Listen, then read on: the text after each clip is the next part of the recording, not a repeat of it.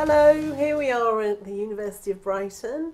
Welcome to my office. It's a little bit on the messy side, so excuse the mess. Now, Phil, I thought it'd be good if we could have a bit of a chat about how we got into this work and why we're doing this video. Yeah, absolutely. Well, my background originally was in social work and probation, and I first got interested in systems then in that kind of applied intervention setting. But then it's obviously something I've developed much more academically since being at the University of Brighton. And then you introduced me to your work with resilience and child mental health systems. And we started having conversations about combining those two areas of work. And it's been very interesting. Yeah. It's been good.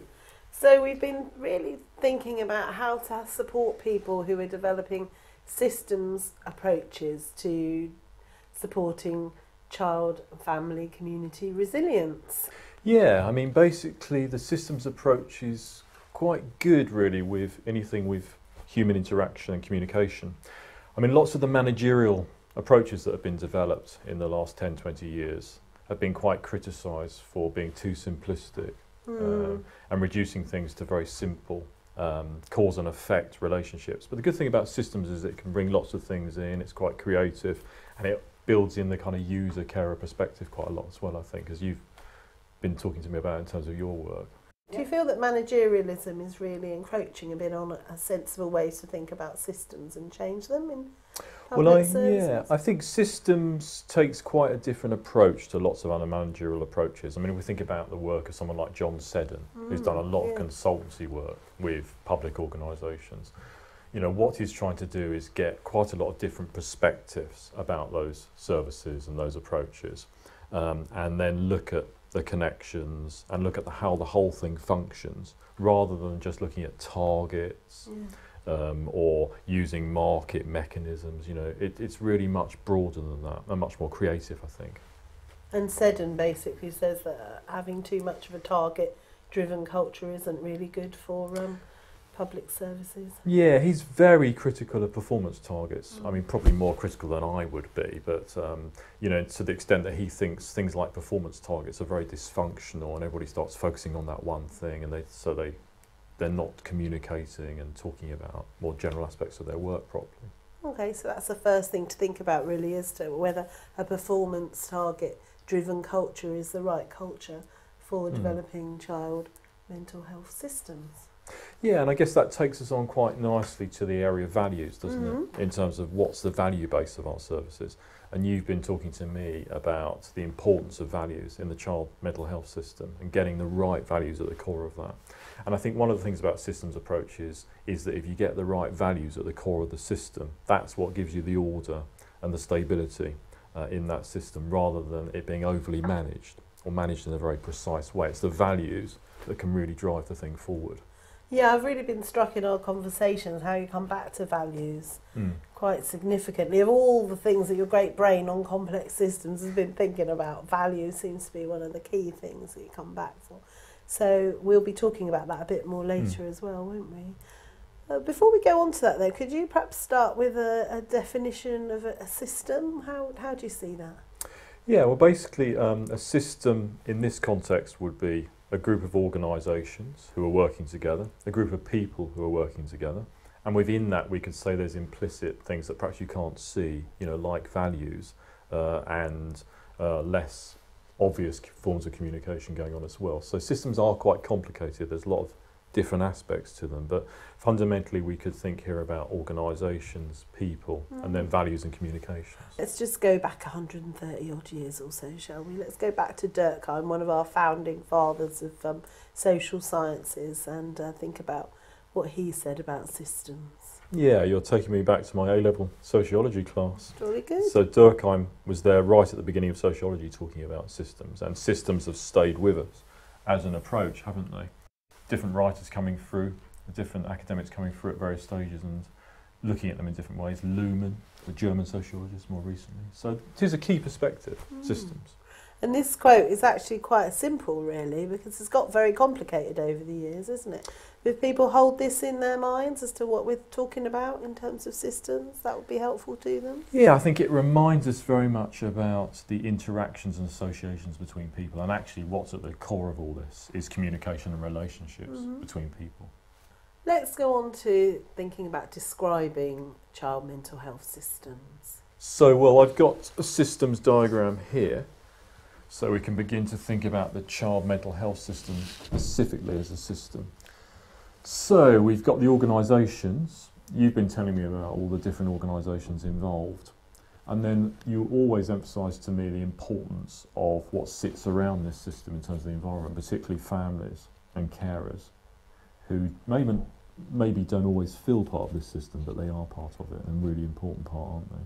The system is not just services, it's the parents, the children, the other organisations that might be involved, self-help groups, things like that, that you wouldn't necessarily define as services, but have a unique role to play.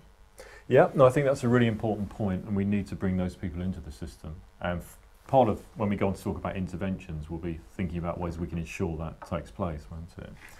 So we've got the organisations that are familiar to us, the schools, then we've got the more specialist services, the higher tier services that people only get to at the kind of end of any process. And then we've got the people in here. So we've got the different professionals taking part, the teachers, very more specialist, people like psychologists, psychiatrists. So we're beginning to get an idea about the complexity of a system and the danger perhaps that we focus on the statutory services and particular professional groups. And as you said, you know, what we need to keep in mind here is the most important people in this are the children and the families that care for them. Yeah, so I think a good task that I know a lot of people have done who work in this area is to get as many people involved as possible round some tables and map out a system, including parents, carers, young people themselves. And I think it's quite interesting that I've seen then how young people and parents sometimes may not necessarily know all these professionals who are in the system as well. So it's very much everyone getting on a page to think about who's involved. And of course also that something that we haven't got on here, which is quite interesting, is we've also got people like commissioners of mental health services who should be in the mix here, because the money's coming in from them for some of these services. I've been really interested in some of the things you've said to me about how the money flows into a system like this. You know, you've talked about a lot of the money going to particular places, haven't you? Like, I think you suggested to me that there's evidence that quite a lot of the money goes to the most specialist services in the middle, in terms of the allocation of government money. Yeah, in fact, we might just be worth drawing that diagram. That, I mean, again, quite a few people who work in this area will have seen this. Lisa Williams, who's the brain of Britain on all this, she's this is something that she first drew for me, but I've added to it a bit. So if we think about the different ways that child and adolescent mental health services are formally organised, you know, there's these 4 tiers. There's the tier 1, which is universal services, so things like schools would be in that tier, and then we've got tier 2, which are just services that are targeted to particularly children and young people. And we've got tier 3, which is specialist services. So I myself used to work as a practitioner in a child and adolescent mental health service, seeing young people who really mostly did have quite significant mental health difficulties. And then we've got tier 4, which is often really just about inpatient and units and the relationship between them and the community. So that's how the services are organised. Then, if you think about how the money comes in, and when I asked you this, you had real parallels with some of the things that you've been thinking about. It definitely, perhaps you want to draw on where the money comes in. Well, I think if I've remembered this rightly, most of the money comes into these specialist services, doesn't it? And then it kind of tails off in terms of money that's specifically going to help children with mental health difficulties. Once you get down to this level, there's not actually that much of it, is there? Is that right? Yeah, that's right.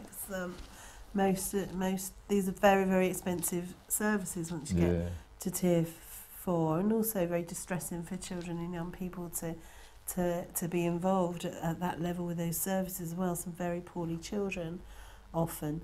And the other thing that I was thinking about in terms of children's systems, though, is what if we had another kind of sphere over here, which we would call a kind of community realm. So that's not even services, because tier 1 often mostly is talked about in terms of universal services. Here we would have all kinds of other things, so things like family units over on this side. We'd have some self-organised groups, the self-help groups, for example, maybe ones that young people themselves are running. We'd have some of the informal community groups like the Brownies, the Woodcraft Folk, things like that over here. So a whole load of things happening over here.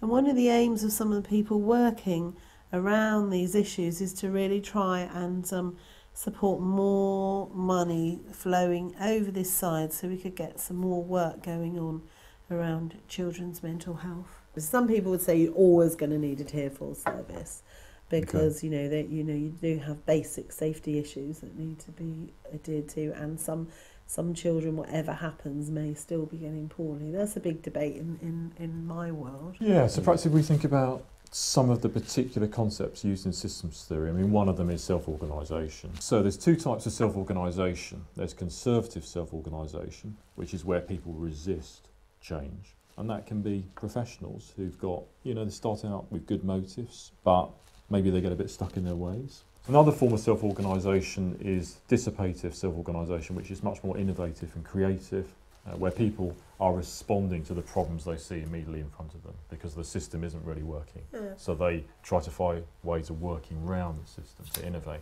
Yeah, I mean, if we flip this back over, you could think some people would think that some of the people on this side of the diagram, myself included as a child mental health practitioner, but we have a lot invested in our professional expertise, including excellent financial rewards for some of the people who work across that side of the diagram. On this side, for example, though, you might be having more examples of your dissipative self-organisation, small self-help groups that are just getting started. One good example of that, I'm thinking outside of child mental health services and broader systems, is what happened in the 80s with HIV/AIDS organisation, one of the clearest examples of dissipative self-organisation. Yeah. In fact, you'd just been to see Dallas Buyers Club last night, you said, which was for anybody who wants to see that in action, that's a really good film to watch because it's very much around service users, patients, citizens mobilising. So we thought about the importance of self-organisation in terms of these systems. But another issue that you've been talking to me about is how kids can get stuck in a certain place and then not get the help that they need. Yeah, so the child and adolescent mental health services is often one that people talk about, that is a very much high in demand service, specialist, and children really struggling on long waiting lists whilst they're waiting for some specialist mental health input. Yeah, I mean, if you're a parent of a child with difficulties, that's not great, is it? Being told you're on a waiting list. Yeah. Seems like a very long time. So is there anything else that could be done in some of these services like schools where kids are there all the time? Well, this brings us to our next concept, which in lay language is the whilst you're there.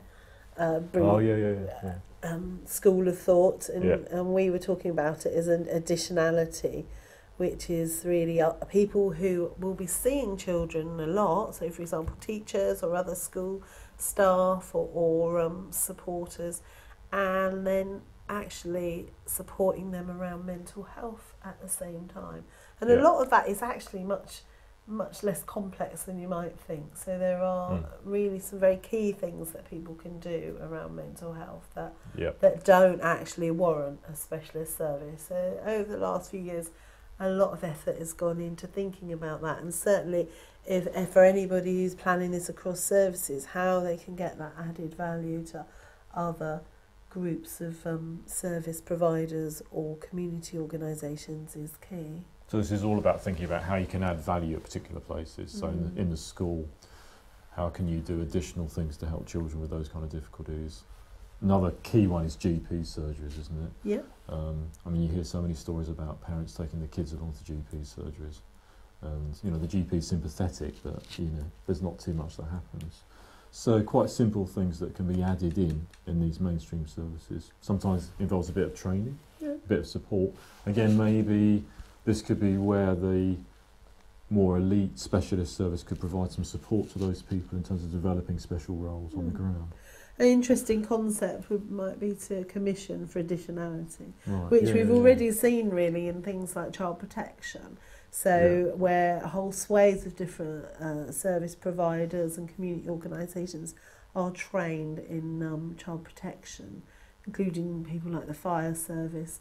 In fact, recently on the radio I was hearing about taxi drivers being trained in to understand the signs and symptoms of children being sexually exploited, and picking up that. So this kind of additionality, I think it's worked very well in child protection, but to put an actual resilience lens on that would be really a very interesting move in children's systems approaches. Because that is basically building up a more resilient system. I mean, that's the really interesting thing about doing that kind of work, is you're making the whole system more resilient. Yeah.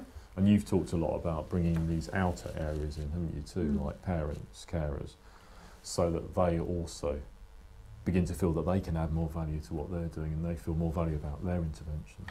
Well, and indeed children and other young people themselves, so peer interventions, again, in some of the areas that I know that are thinking about implementing systems-wide approaches, peer support process is very, very important. Yeah. Can we get a system like this to share common values? No, you've really hit upon a very complex issue. An aspiration for some of the work that we've been involved in is to try and support a system to sign up and implement a resilience-based approach across a whole system. Okay. So no easy feat at all, but there'll be some key things to think about when people are trying to do that. Yeah, and I guess that's a lot to do with really putting the child and the child's needs at the centre, isn't it? And so again, it's about getting different perspectives in and trying to build up around the experience of the child. Again, do you think that professionals always have a clear value understanding in terms of where they sit in this? Is there a danger they can have slightly different value base sometimes? Different professionals will have different values based. And also may have quite different values based sometimes to parents and carers or children themselves. So I think what you were saying earlier about everyone getting out in the open, people's different values based. But I think one of the beauties of a resilience-based approach is if you could put those values up on the table. So for example, things like every child having an adult in their life who really cares and supports them. That's not going to be a value that most people won't be able to sign up to. It's a pretty basic value for children, and it also takes it out of the professional arena. It's not a professional value particularly, it may be, but it's also one that a child themselves could subscribe to. Yeah, I really like that idea, and then you can link that to behaviours in specific agencies, can't you? So the idea of making sure a child can relate to a particular adult who can express some kind of care and concern for them. That's something you've also talked to me a lot about, and that's quite real in terms of linking a behaviour with a value of care in terms of taking responsibility. Yeah, and it may be that those people are actually, they may be further over this side, because we talked earlier about professional services are often very time limited and not always available when a child needs them. Yeah. So. And sometimes, professional values can get in the way of some of those things. Professionals have professional values about their expertise, and they're trying to justify earning a certain amount of money because of being involved in that profession. So, there are conflicts and tensions in this sometimes. It's not straightforward, and I think again you have to get those conflicts and tensions out in the open to make progress. Yeah, it'd be an interesting discussion to have an open discussion about salaries and remuneration. Yeah, particularly when you think that a lot of the people on the edge of the system, they're doing it just because they care. They're not really doing it for any financial reason, are they? So that's... Same debates in academia, Phil. We could find ourselves out of a job very soon. Let's finish by going over some of the core things that we think are really important in terms of implementing system change for child mental health. Okay, well, one of the things we've clearly said is that values are right at the centre of these human organisational systems, aren't they? So how you actually get a group of people in a system to all have the same value, and how you can recognise that is a massive endeavour, isn't it? And we were talking before about how British Airways managed to pull that off some years ago. Do you want to say a little bit about that? I was reading a case study, which is quite different but interesting, in one of Ralph Stacey's books about business case studies with complex systems. And he was talking about the British Airways change, I think right back in the 80s, 90s, when they moved to the slogan, you know, putting people first. But the interesting thing about that case study was it was done in quite a bottom-up way. It was very much working with teams of people on particular groups of aeroplanes and getting them to express what they thought customer satisfaction was really about, you know, in terms of communication and expression, quite small things that were really important to people. So it wasn't just about having a brand logo and dumping it down on staff. That bottom-up bit was a very key part of it. And I think that's really important here, isn't it? That the idea of core values needs to come from the people involved, in terms of what you were saying about each child having somebody who takes an interest in them and values them for what they are. And so making it very real in that way. And then perhaps having a mission statement that captures that. It's that bottom-up connection.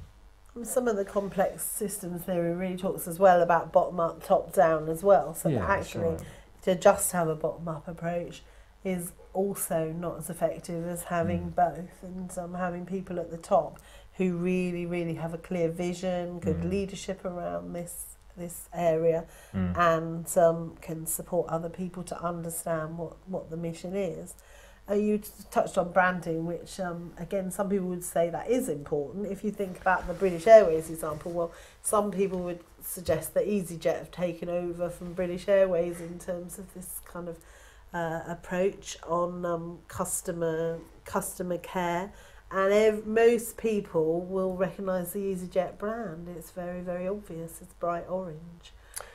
Yeah, I mean, I think that shows how, you know, things keep changing over time, don't they? And they evolve. So just because you get to the right place at any one time, you can't just sit then and you know, just assume it's all okay. You have to keep going. And leadership, you mentioned leadership, and again, I mean, leadership in this is critical, isn't it? Perhaps less management, more leadership, because it's about values, and you need people leading this who are signed up to those core things that are important to the parents and the children. Yeah, so again, if everybody involved across the local area really had the sense that they were on a joint mission to support the development of children's resilience, how amazing would that be? Sounds good. Sounds good. So we've thought about values in our conclusion. We also want to think a little bit then about some of the other issues that we've touched on that we think are important. We talk quite a bit about adding value, additionality, and how that's quite important in terms of making sure the system really functions and that people don't become overly specialist or closed in their bit, and that they're able to work as well as they can on the mission and the values. So that's really what adding values is about, isn't it? It's really making the values real in the bit of the system that you're in. And then some of the concepts we were thinking about that actually might lead us to believe that is a very complex task. Yeah. Conservative self-organisation doesn't sit always that easily with additionality.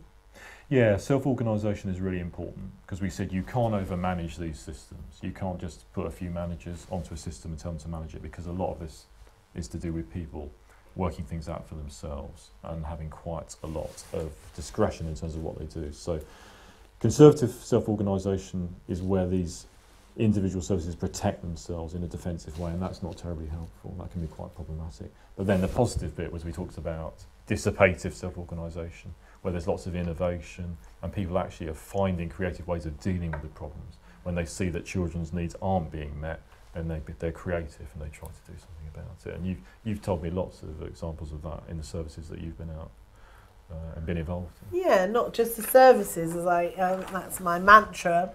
Not just the services, that actually, again, over this side of the diagram, there's a lot of work happening because people just want to get on and do things differently. And I suppose for commissioners, again, a bold step is to commission for more of these kinds of approaches, potentially. Yeah, because you've said to me several times that some of the most interesting dissipative self-organisation comes from perhaps some of the most unlikely places in terms of the traditional services. Yeah, and that's something you can see around the world, really, not just in this country. And also, if you're going to encourage collaboration, co-production, then somehow these different parts of the system are going to have to work together.